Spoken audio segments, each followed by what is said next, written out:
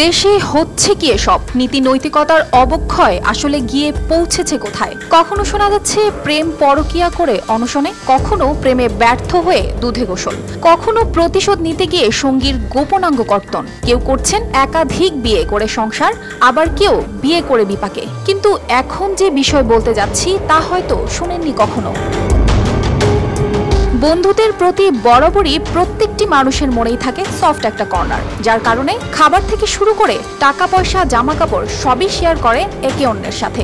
কিন্তু কখনো কি শুনেছেন প্রতিজ্ঞা রক্ষার্থে এক বন্ধুর বিয়ে করা স্ত্রী ভোগের সামগ্রীতে রূপান্তরিত করেছেন অন্যান্য বন্ধুদের নিকট? হ্যাঁ, কথাটি চরম লজ্জাজনক হলেও সত্যি। এমনই লজ্জাজনক ঘটনা ঘটেছে টাঙ্গাইলে। টাঙ্গাইলের এক নববধূ বাসর ঘরে ধর্ষণের শিকার হলো স্বামীসহ ৩ বন্ধুর। প্রতিশ্রুতি ছিল এমন ৩ বন্ধুর যে আগে বিয়ে করবে তার স্ত্রীর সাথে ৩ জনেই বাসর করবে। আর এমন স্বীকারোক্তি জনসম্মুখে ৩ বন্ধুর। নিজের স্ত্রীর সাথে এমন অমানবিক কাজ করার জন্য তাকে খাওয়ানো হয় অচেতন হওয়ার ঔষধ।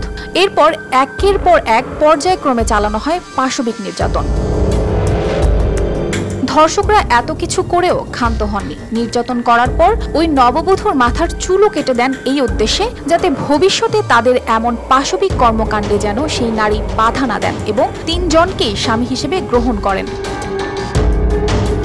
এখন প্রশ্ন কি দাঁড়ায় না, বাবার পরে এক নারীর জন্য নিরাপত্তার ছায়া তার স্বামী। কিন্তু স্বামী যখন রক্ষকের না, দায়িত্ব পালন করে ভক্ষকের, তখন ভরসার জায়গাটা আর থাকে কোথায়? News desk.